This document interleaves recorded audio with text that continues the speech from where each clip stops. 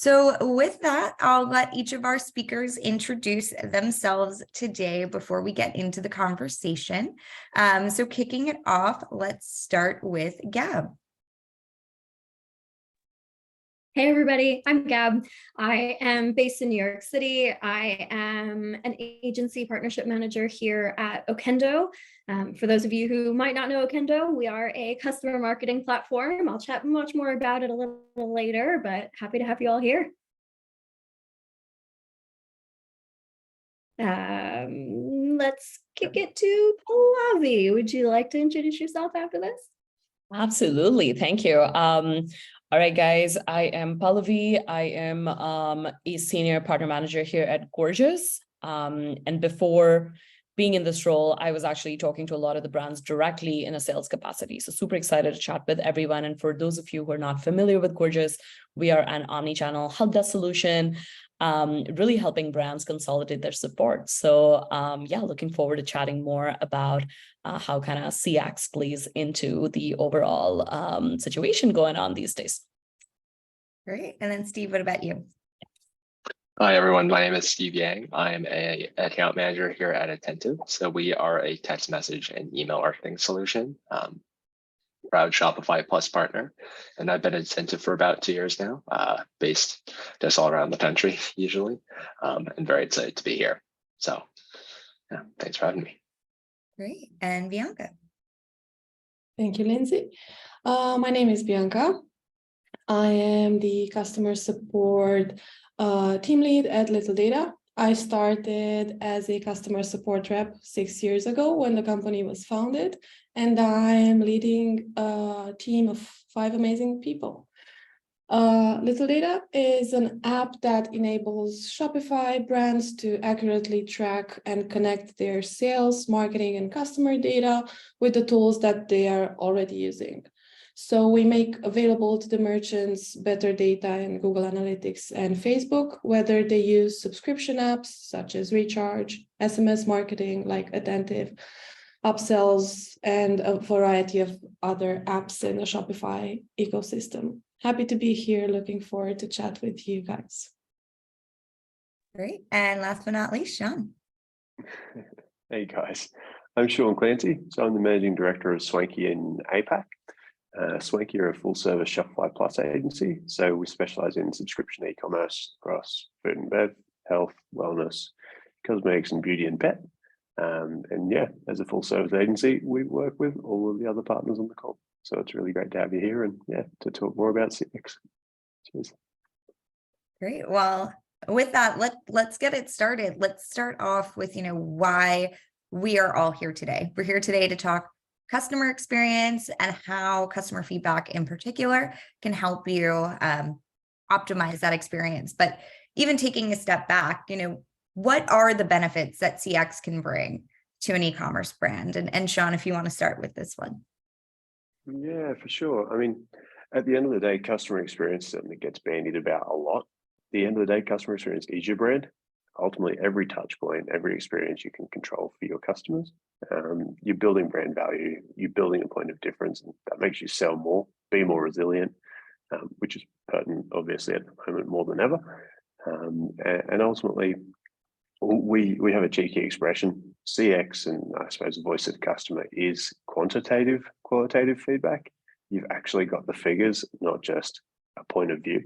So yeah, it's CX and obviously all these user research tools that we do have available to us are so valuable. Yeah. Great. And Pallavi, what are your thoughts on that as well? Yeah, no, I absolutely agree with Sean.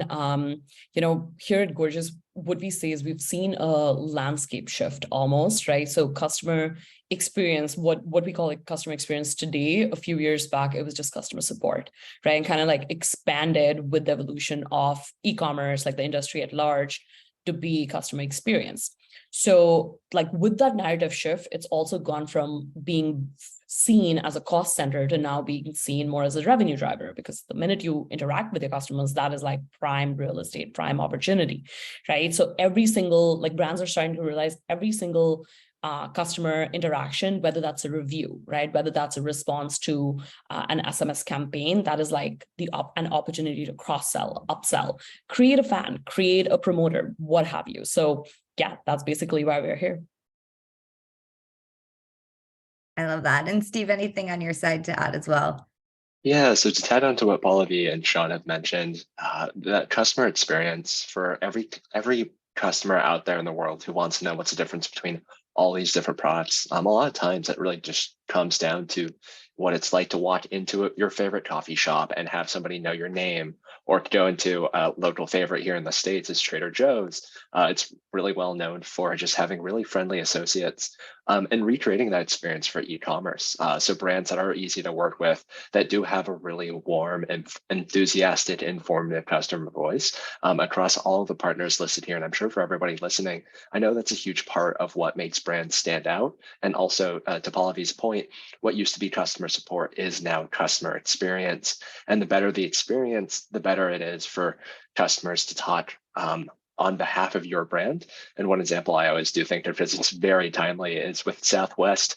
Their stock ticker is love, right? They're all about love, and people really love Southwest. But with this December, with those delays in the weather, you could really see how that hit them, and hit them really hard. And now they're working to claw that back. So keeping and maintaining that customer experience is not easy, but it is so important.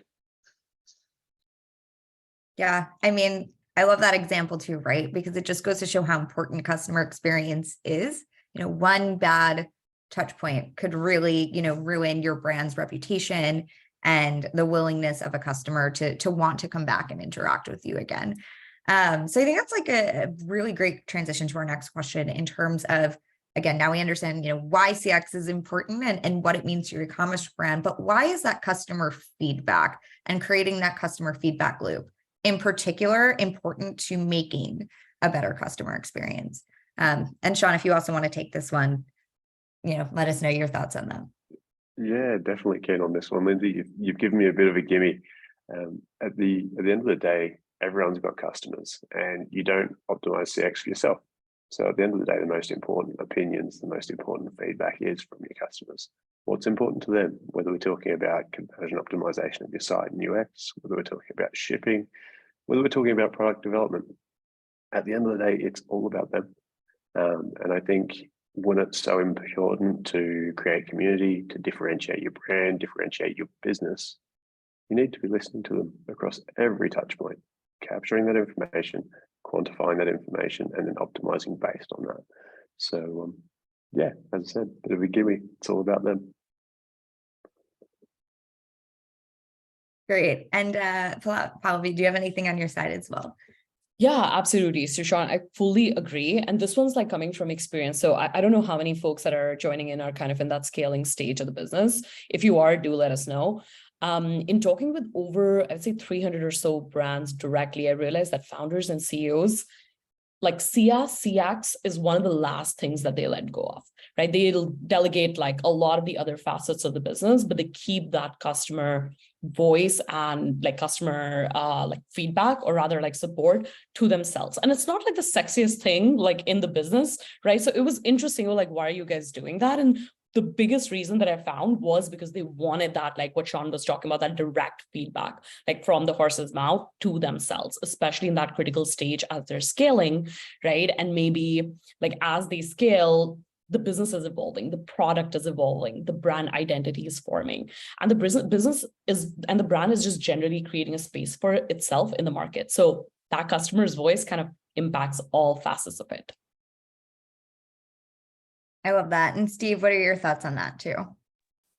So in conversations actually with this group as part of our planning sessions, we talked about the fact that from a brand loyalty perspective and from acquiring new business, oftentimes the positive feedback, like when people say, oh, I love Trader Joe's, I love Southwest, that's really nice to hear, but it's usually the constructive feedback. It's like if somebody were to walk into your restaurant and you have a new chef and the chef doesn't make the dishes the same way, you'd like to know that sooner rather than later, because ultimately if that doesn't work, right, then your restaurant will be empty. And in the same way for e-commerce, a lot of times what we've seen is the constructive or negative feedback is actually a lot more helpful. It can help skeptics turn into believers, first-time buyers into loyalists.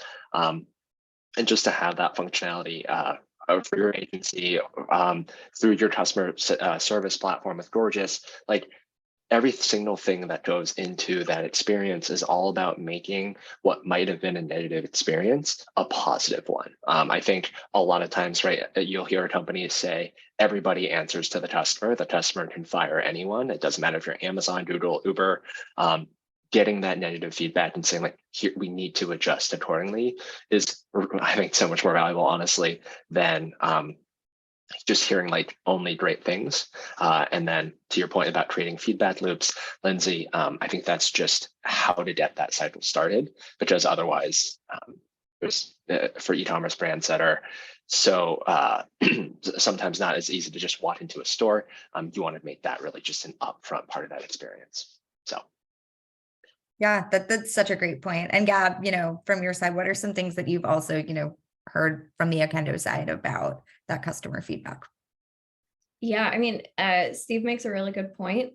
You're collecting information about positive and negative experiences, right? If you get a negative review, you have the opportunity to turn that around into a positive experience, right? To publicly show your reply and show that ultimate customer service will then help convert those first-time buyers because they're confident that you are a company that cares about, their customers, etc.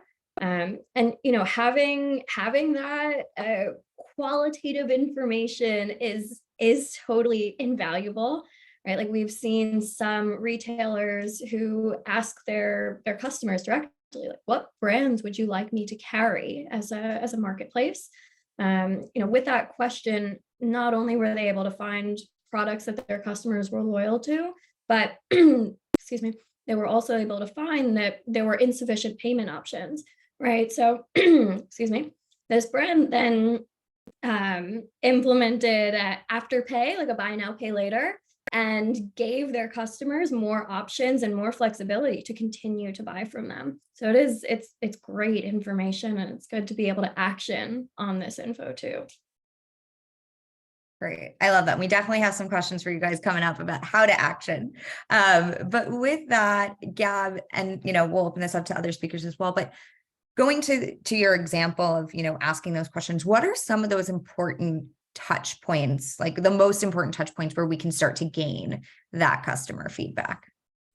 Yeah, I mean, you collect product feedback from reviews, right? So when you get that feedback on your product, then you're able to not only just build trust in your brand, but potentially iterate on something to make it better, right? If your sentiment analysis has changed over time after you changed your packaging or you changed your formula, you, just like with the restaurant example, you absolutely need to know so that way you can make a change and then please your customers.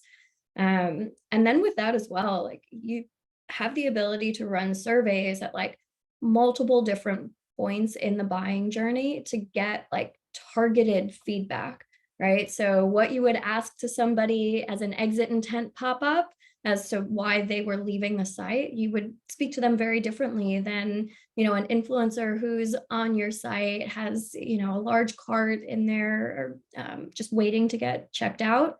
So you want to make sure that you can kind of collect feedback really at every point in the buying journey so that you can make like quick and actionable decisions. And Steve, anything on your side to add there?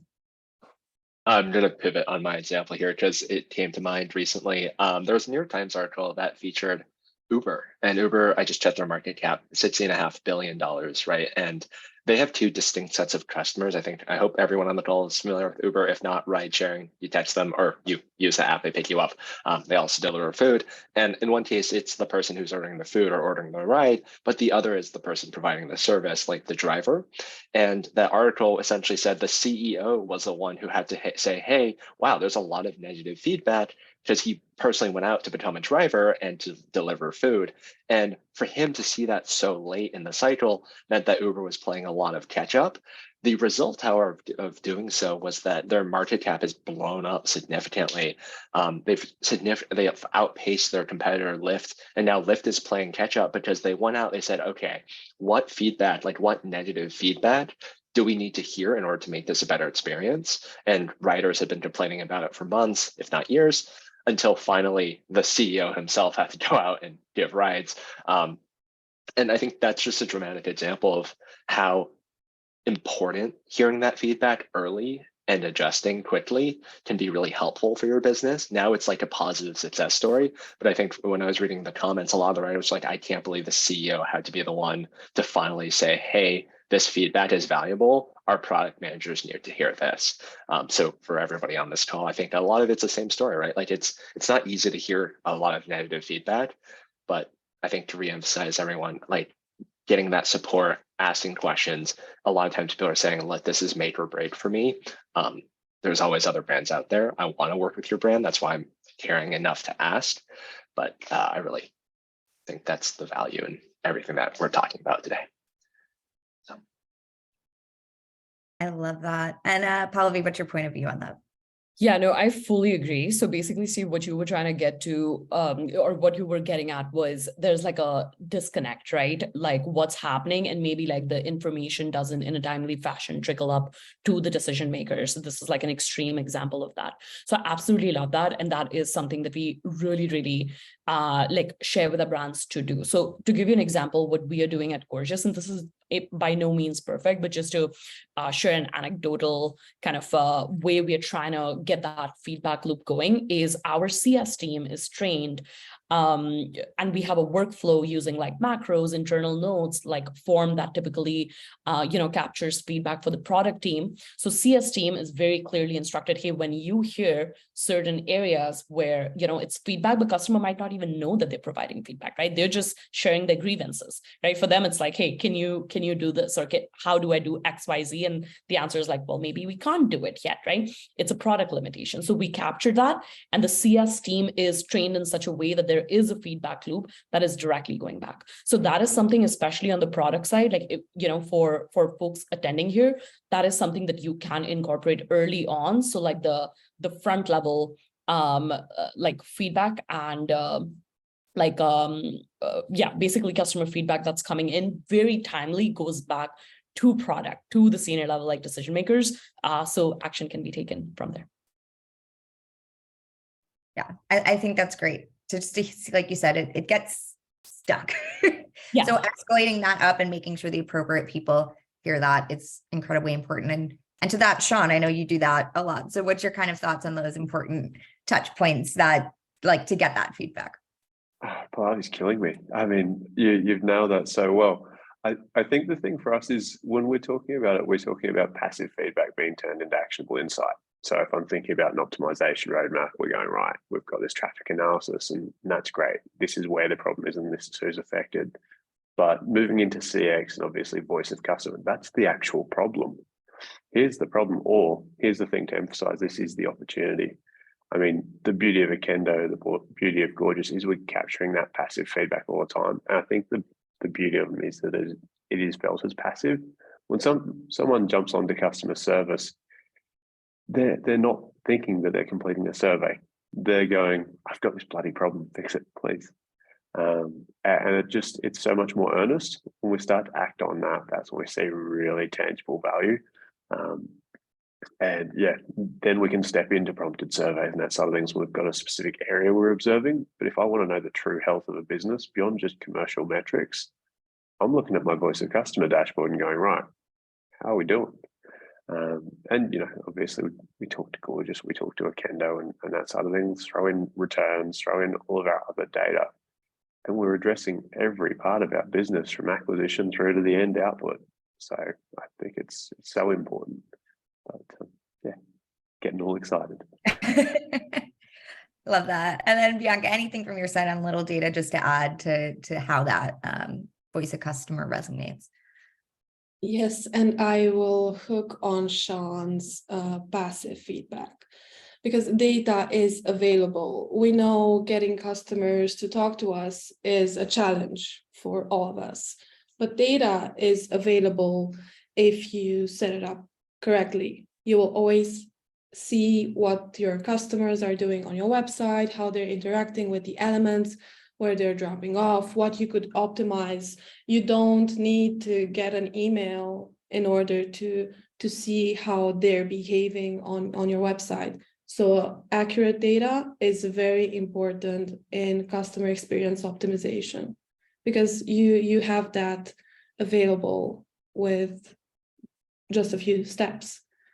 And that completes the passive and active feedback loop. You have all of the means funneling into the same bucket, if I can call it, the feedback. And then you can pick and choose what's impacting your site's performance, your product changes in the future. So yeah, that's what I would add.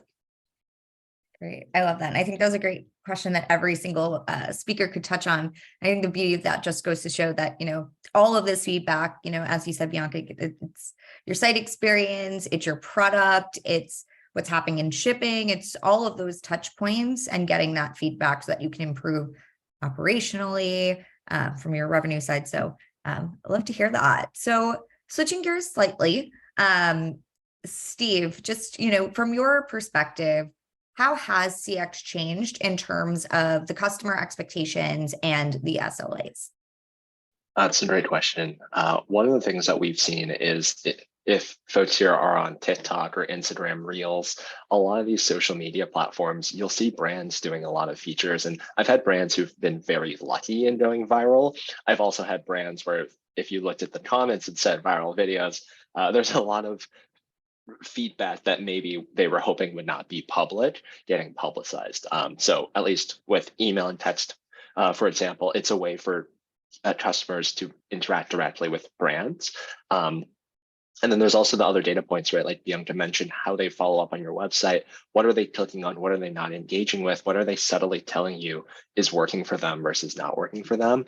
But overall, I think the expectations are that responses need to be a lot faster. We do see AI pivoting into this space. People want to feel heard. And I think the hour-long delays of being on hold that everybody dreads are just, they're not acceptable anymore. And especially when every customer votes with $1 as well. They're telling you like, hey, if I can hear from somebody just like a white glove level or concierge level of support, they are willing to pay extra for that. I think almost every B2B company has different tiers of service, and it's for that exact reason that people are willing to also engage with your brands. And I think that's very exciting. It is also very difficult to pivot for. I don't have a great answer for what's the best way to support on TikTok. Mine is trying to respond, but I've also seen my brands go through it on Twitter. And it is very difficult because Twitter is meant to go viral. And the more attention you draw to yourself, usually it's not a great thing. But I think it just emphasizes the urgency of we are all continuing to innovate. I don't have a great answer for anyone who's listening to this call, but yes, as Gorgias is definitely paving the way there. But I think that will just be the brand new frontier. So AI and social media. Pallavi, I feel like you've got something to say. No, I completely agree with Steve. Like, yeah, he's mentioned so many things, especially like if we are talking about it, I'll go into kind of there's a lot of noise when it comes to like social media in general, right? So Steve, you mentioned more on the social media in general, but then TikTok side, and that's something that we are aggressively working towards. But even in general, like, yeah, the volume remains high. So then the question becomes, okay, how do you actually handle it? And there's like a fine balance between automating, right, with AI versus like the white glove service that you were talking about, Steve. Like, how do you actually make them feel special?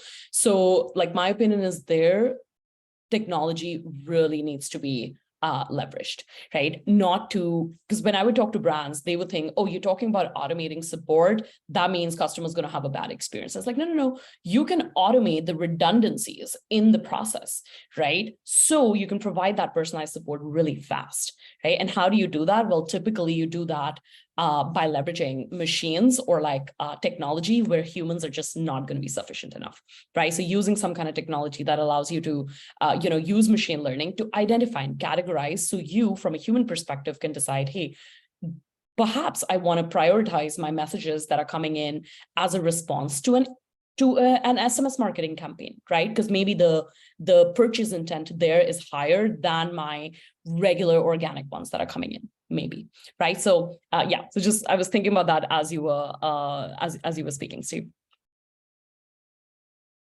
Great. Yeah. And then Bianca, from your perspective, you talked a little bit about that customer feedback, how it can influence different areas. How do you feel that it can influence the product evolution in particular? I think it has a great weight and a huge impact on product evolution, because we as a team can come up with an amazing concept, sketch it out, prepare a prototype, and then we'll test it out with a group of customers. And the feedback in that testing round is crucial, because many months of work are shaped by what they have to say. So our experts will take those insights and turn them into an amazing feature that will then be presented to all of the customers. If we just run with an idea, you might find out in 3 to 6 months' time that it's not what the customers are expecting. So feedback for especially talking about the evolution of your business or your product, it's crucial from our perspective. Yeah, absolutely. Completely agree with you. And I think, Gab, this is kind of something you alluded to as well with reviews and getting like that product feedback. And you also mentioned that survey example of, a brand who asked, what products would you like me to carry? So going to that surveys idea and using surveys as a way to get that feedback, what are some of the most important surveys that a brand should be implementing to get that feedback? Yeah, that's a great question. And I think there are a couple ways to look at it, but you really should be running surveys in like a short-term and long-term capacity, right? Like long-term capacity, you want to collect more zero-party data to power like personalized experiences, right? Collect a ton of information about your customer at every touch point, so that way you know more about them and you know exactly how to speak to them and when. But in a short term, like running anything like market research, right? Asking what is important to your customers, what payment options they want to see, would they buy a subscription option? Do they care very much that you're sustainable or not? And things like abandoned cart purchases, right? Like figure out why people are leaving the site, why people are coming to the site and buying, and get as much info as you possibly can from your customer. That's kind of the way that I would recommend looking at it. Great. I love that. And then Sean, going to that idea again that we talked about in terms of just how can you actually take all of that feedback, voice of customer dashboards and turn it into action for implementing those strategic initiatives? Yeah, it's a good question. I suppose the one thing that I'm super cautious about is saying, guys, look at your voice of customer stuff from last week and go run a heap of A/B tests, go make all these changes to your business. Whoa, hold up, Nelly. We really need to make sure that we're prioritizing stuff. We really need to make sure that we've got multiple data sets. We've got to be really cautious on this side of things so that we're investing our time and efforts wisely. So I think the really important thing is making sure that when you're going to act on these things, you prioritize them and make sure you've got multiple data sets. A really, really good flip side example of that, I'm not sure if everyone's heard of survivor bias, but really good example of that back at World War II. Okay, you've got the Royal Air Force in the UK, and they tried to improve the survivability of Spitfires. So they got there, and all the planes that came back, they mapped out where they had bullet holes in them. Like, cool, we're going to armor these planes on the wings. That was not a great idea because they were looking at the wrong data. They were looking at, ultimately, the planes that came back with the wrong sample. If we're looking at things and going, right, everyone's saying this, we should really act on that. And again, we have to be cautious when we look at voice of customer, because who are our most active feedback loops? Our doubting Debbies and our Karens, and then the flip side of that is our crazy advocates. So we've got to find that balance. Right, what's our real data? What other data do we have as well? Don't just go off Okendo. Don't just go off Gorgias. Don't just go off what Google Analytics is telling me. Make sure that they ultimately compound to give a common, survivorship bias, to give you that common thread. I think once you're doing that, once you're building out that insights platform and building out that roadmap, actually understanding the value potential of that roadmap, that's when you can start to act, and act with speed, act confident in the fact that you're addressing the right problems. That's when you're going to make your clients or make yourself with your business more money. I think that's so interesting too, to point out the fact that sometimes your loudest customers aren't necessarily the most relevant, especially with, again, going back to our point of social media. There's people that are always going to complain and complain and complain, no matter what you do, no matter what you set right. And they might not be the customers that are going to come back to you, even if you fix it. They're just not happy. So really identifying those loyal customers and then actioning off of their feedback, I think, is a really important piece, not just listening to everyone who screams out there and saying like, this is something we have to solve. It's really understanding what's going to have the biggest return for your brand based on, again, the loyal customers. So I think that was such a great point, Sean. I actually want to echo off of Sean's point there. As a fun hobby I like to do sometimes, I do like to read TripAdvisor reviews, because I think some of the worst people in the world write reviews on TripAdvisor, and they'll post things like, I went to this restaurant, it was closed, they opened for me, they gave me a meal for free because I complained, 2 stars.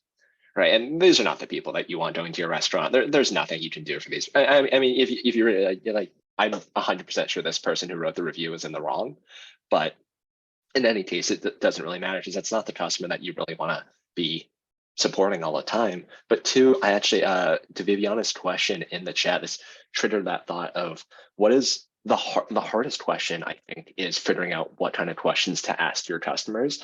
We have a lot of our own clients who like to run polls via SMS, and the response rates are usually pretty low. And I think a big part of that is it's hard to ask the right question.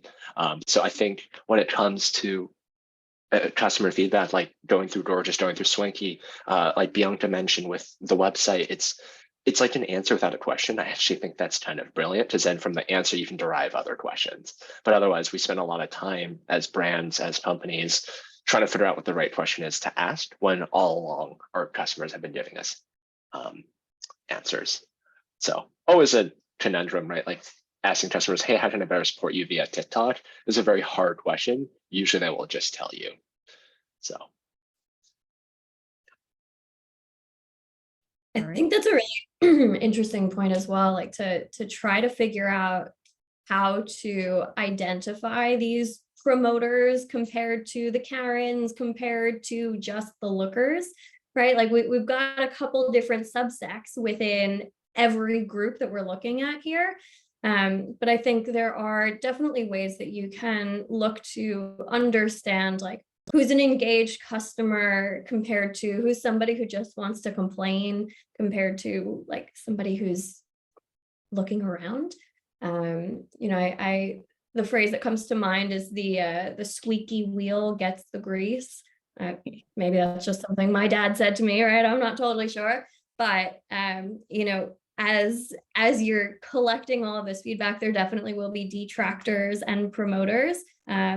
And I'm personally not sure if there's an easy way to always identify that, but I think if you're able to kind of look at those answers again and then back into the questions, I think you'll find a better understanding of each individual cohort. So I can actually add on to that, Gab. That's a really good point. And Steve, you kind of mentioned as well. So yeah, like using machine learning to identify those is great. But another thing we haven't yet discussed, but I think, Sean, you kind of alluded to that, is like integration of the tech stack, right? Because if the tech stack is integrated, so say someone reaches out, right, and they maybe have a negative review, right, on Okendo, I want to know right away, have they interacted on social media? Have they put something negative on social media, right? Have they responded to any of my marketing campaigns, right? Like what is the situation there? And maybe one of my like colleagues or someone in the past has actually tagged them as a detractor. Right. So I want to have that visibility right away. And the way to do that is like integration of the tech stack, which I know pretty much everyone here like integrates with each other. But I think from a brand's perspective, sometimes there's like a gap. Hey, why would we want, different tools? Because the pain points they're addressing are different, but collectively they give that 360 view of the customer, which hopefully goes into this conversation, helps identifying, the promoters, detractors, and then serve them accordingly. I love that. I think everyone just brought just amazing points to this conversation. And clearly, like you said, it gets us all hyped and jazzed in terms of integrations and why it's so important to have that data, but that 360 view, because you're bringing all these touch points and interactions together. And as an org, being able to see it all as one is clearly imperative to making those right strategic decisions that you're actioning that feedback on. So with that, in terms of, okay, great, we've got all this feedback, we've actioned on it based on what we think is going to be the most valuable for our brand. How can you actually understand what impact those changes are having on your CX? And Gab, I'll let you take this one first. Yeah, I think there's a really good opportunity for you to be able to measure this via just like an NPS or a CSAT, right? Like understand how people are feeling over time. You're monitoring this experience over a long-term period to understand if people are satisfied or not, and see like where those trends come from. Again, maybe you changed your packaging, maybe you changed your formulation, maybe you changed your website. If you are able to continually monitor that, you'll probably be able to then, again, like back into, a way to understand exactly who is coming from where and like how you can continually improve that experience. Great. And Bianca, anything on your side to add to that as well? Yes, actually, Gab already mentioned monitoring the data. So you already have a baseline. You have the historical data, whether it's shipping, formulation, website changes. You already have a baseline. So when you implement a new strategy, it's very, very important to monitor the user activity, the feedback, the data trends. If you change the positioning of a call to action, like an add to cart or a checkout button, and you start seeing drops in conversion rate, well, maybe something is not working as expected over there. So monitoring both short term and long term, it's recommended, because even if you want to optimize in the future, you should always be able to look back. When was this change implemented? What were the effects? Was it positive? Was it negative? Did it stay the same? What can we do this time around to make it better? And also keep on collecting feedback. NPS, CSAT, customer calls. So those are the most precious ones, because you have the chance to get live feedback from your customers, ask the right questions. And back to what Pallavi said earlier, there's so many hidden gems in CS communication. Customers give us feedback without knowing they're doing it. So even from a sentence, we can draw so many conclusions and help our product team, our revenue team optimize for future iterations. Great.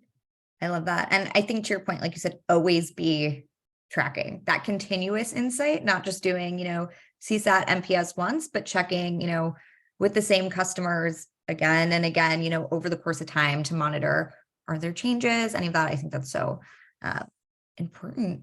So with that, pivoting to a few questions that are just coming in live. This first one from Martin: what tools do I need in my Shopify store to be sure to collect all critical data? And what tools should I use to gather feedback from my customer in my Shopify store?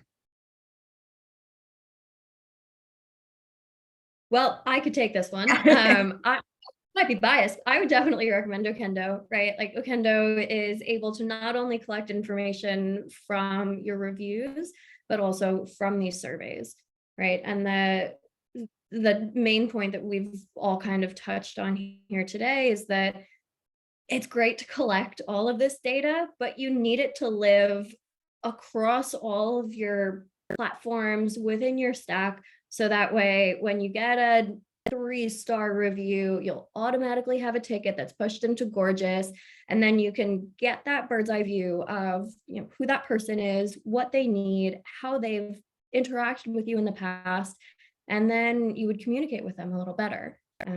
So that's what I would say. Sean in the chat had also mentioned, oh, I'm sorry, Blake had mentioned that Google Analytics is another great place to pull information from.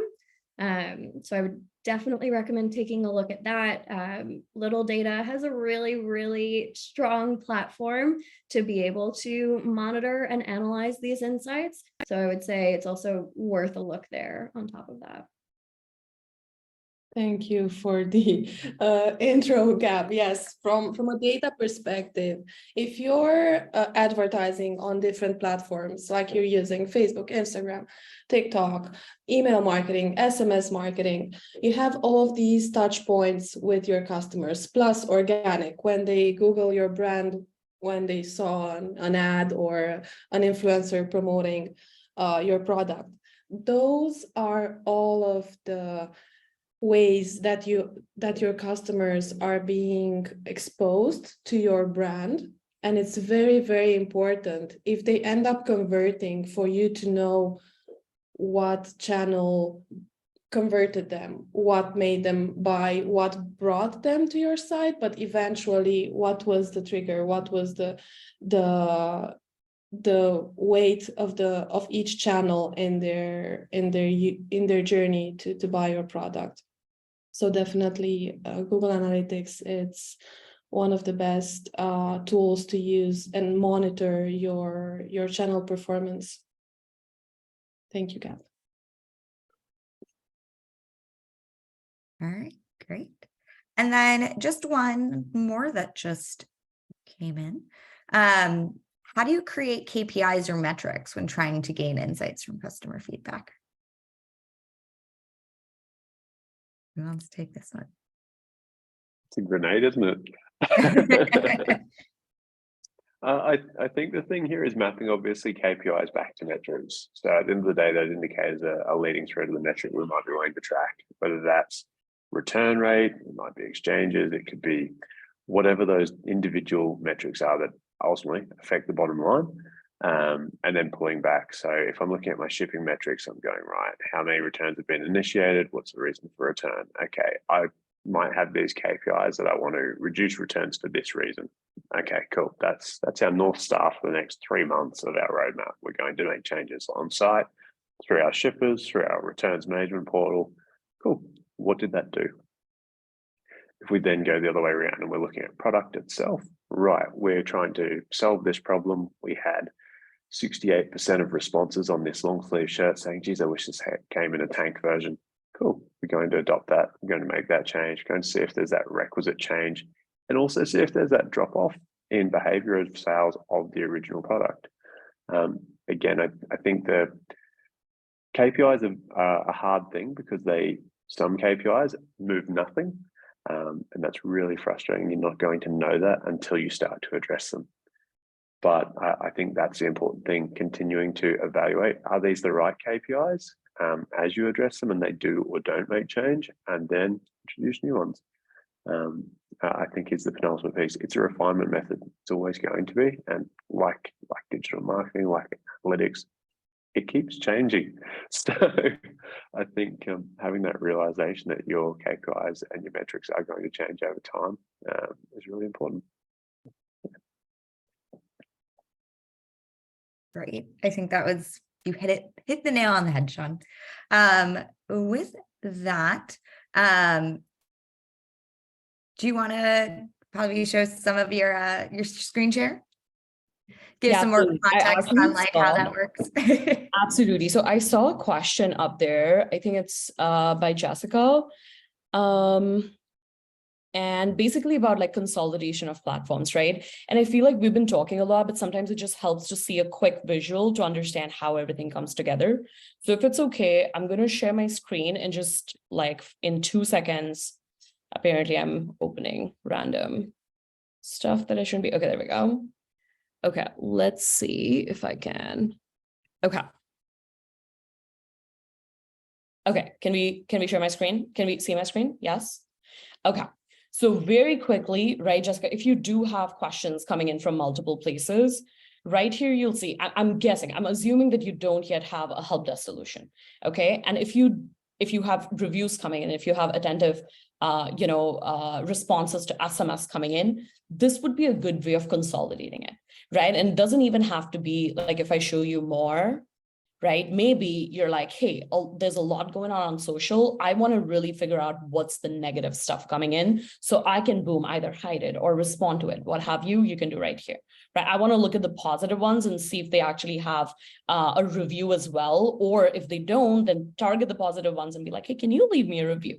Right? That would be like a great opportunity. So you can totally do that. So I want to show you that, right? And same thing, if you want to monitor your reviews, everything basically in one place, like boom, Okendo, and now I have all of the reviews here that I can manage from one place. So want to show you a quick snippet. I'm gonna stop my screen share, but hopefully, Jessica, I hope that answers your question. I wanted to show you like how the different tools actually come together and you can monitor. Perfect, amazing. Monitor different things from one place without necessarily being spread so thin that you're trying to, monitor like 500 different platforms. Pretty much one thing, anything short of like a smoke signal and TikTok right now, you should be good with that. Okay. Cool. Thanks for that. One final live question, then we'll do a closing question for everyone. I think we kind of talked about CSAT a little bit earlier, but just going into a more specific question in terms of how can you actually phrase CSAT and what are some of kind of like the follow-up questions that you should be taking from that?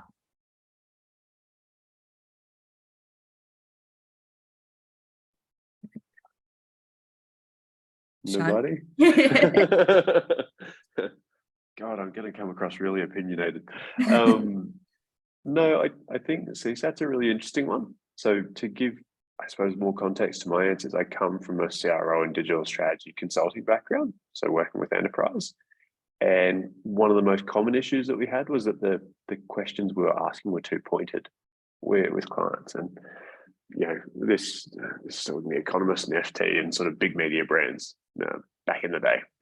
And they'd ask the questions that they wanted an answer to, but they'd only get questions in the language they'd only get answers in the language that the question was phrased in, which is leading the witness, Your Honor. At the end of the day, you need to ask open-ended questions that get you down the path. Now, you can obviously move further on and ask those specific questions when you're trying to address a specific problem you've already identified. But if you start with those questions, the only problem you're going to identify is the one that you perceive of yourself as having. So I think, what are you here to do today? Was your visit a success? If not, why not? As basic as that may seem, those are the questions that you have to ask because they get the person to answer in their own words. It's like that brand reflection piece. If you understand how people talk about your brand, one of the best questions, what do you like about our brand? Ask your VIPs and see what they come back with. And all of a sudden you might go, right, those 3 USPs are crap because no one cares about them. And that's fine. It is refinement. So I think open questions, open language, and then move into specific language and specific questions when you've already identified or perceived a problem. I think that's a great point, Sean, because to that extent, CSAT is the starting point, but I think you're going to get more and more insights from those follow-up questions. So like when you are doing a survey, like doing just, the one and done is great, but having a series that we kind of call micro surveys, like 3 to 5 questions max, so it's not interrupting the experience, but being able to kind of ask some of those follow-up questions, but again, keeping them open enough for you to have insights. And there's also always an opportunity to continue to follow up with additional questionnaires or interactions or touch points based on those first, experiences. So if you're getting that open-ended and you're seeing something, you can have your teams at Gorgias or someone else follow up with people proactively to say like, okay, tell me more about why you said X, Y, and Z, or let's send a survey out to people who answered, with this similar thing and dig deeper into that. So I think it's a really great point on using those as starting points and then figuring out how to dig more and more into that data. All right. So one final question for all of our speakers, just to round this out. I know we've kind of talked about Instagram Reels, TikTok, but overall, CX is evolving, right? We have new channels and touch points. So kind of a final question for most of our speakers, how do you see CX evolving in the future? What are going to be the main trends and what are things that brands should be looking out for moving forward?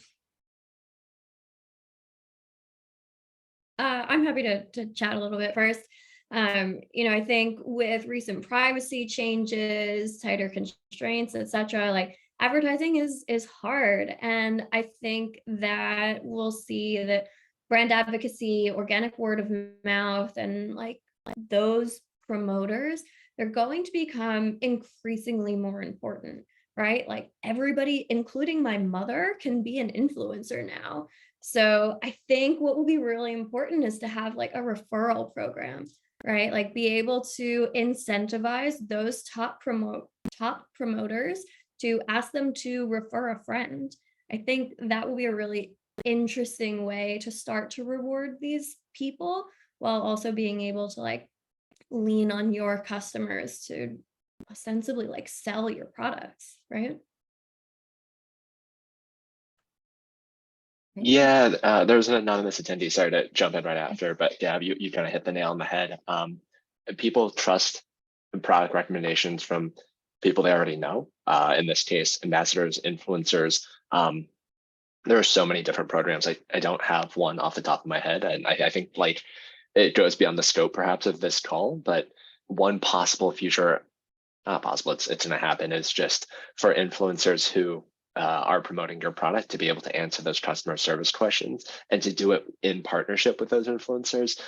We've seen some contracts among our own clients where that's actually a bit part of the expectation, is once they make that announcement, the brand itself has people staffed to help answer questions, especially questions for first-time buyers and people who are like, wait, no, don't buy this, or hey, influencer, I didn't like this product, and just jump on it right away and say like, hey, we'd love to like help@yourbrand.com, emphasize the positive promotions, and then try to like nip it in the bud for any possible detractors. And that is definitely the big frontier. So apologize, I say you came off mute all. Yeah, no, I love that, Steve. That's like, I didn't even know that, I can totally see the application of that. And it's like, I would love to connect after and figure out like, who these brands are. This is amazing.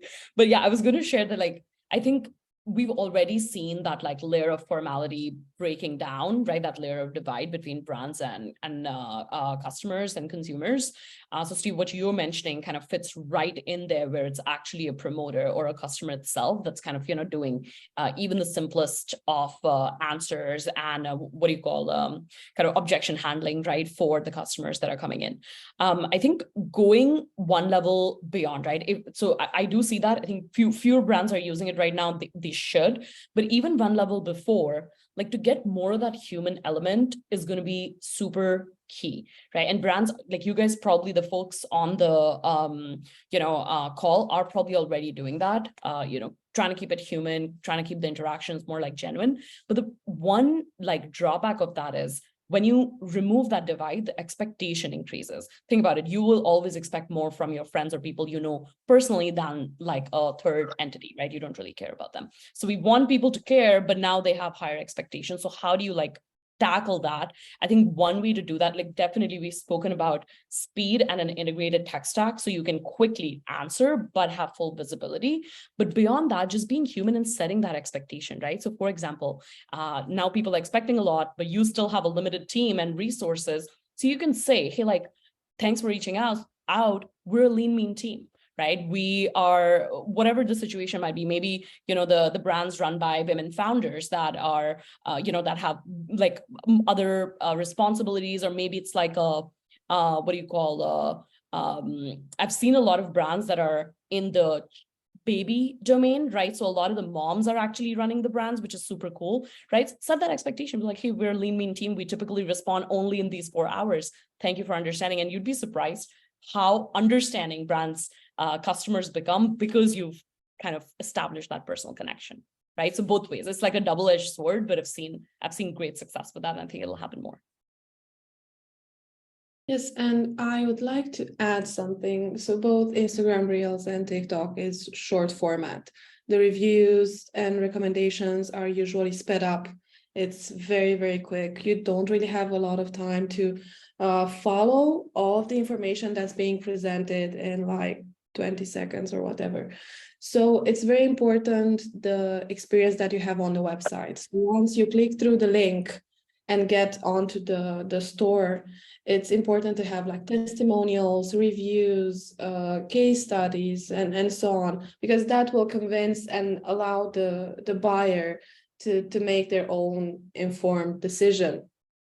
With short content becoming viral, I think that's a very important component of allowing the customers to be informed if they want to. That will prevent like negative reviews or poor experience if you didn't have a chance to understand the ingredients of a skincare brand, let's say, but you buy it because you saw it recommended by some influencer, but you didn't read the fine print because it was a fine print on the website. But if it's obvious and the other reviews are mentioning that, you will have better chances of converting and having a better lifetime value for those customers. Great. I think that is perfect way to end it. I think it just goes to show that this customer feedback is just the start of your CX. You know, it's everything that your brand encompasses, and it's making sure that you're using that feedback to drive that customer experience. Because as we all talked about, you know, your customers are going to start to be some of your best advocates, and a great customer experience can drive more customer lifetime value beyond just that customer.